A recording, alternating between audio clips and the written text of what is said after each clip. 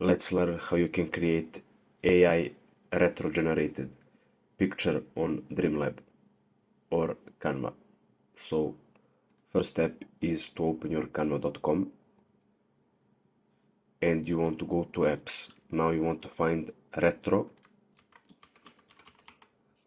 That's right down here.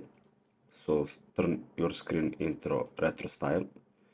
Now you want to select the design. I already have one in my mind, so I want to create new. Of course, you can go to Dreamlab and create some new design that you can use, but we will use existing ones. And it's right here. Now you want to select the picture. You want to turn it in retro style.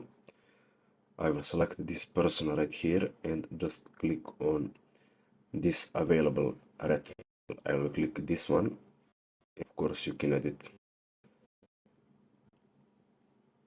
For example, this is good enough. When you want to save the picture, just click on save. And as you can see here, our picture has been turned into retro style.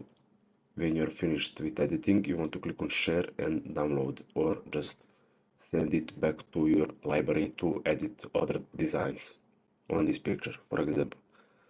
So that's it. Thanks for watching and see you in the next video.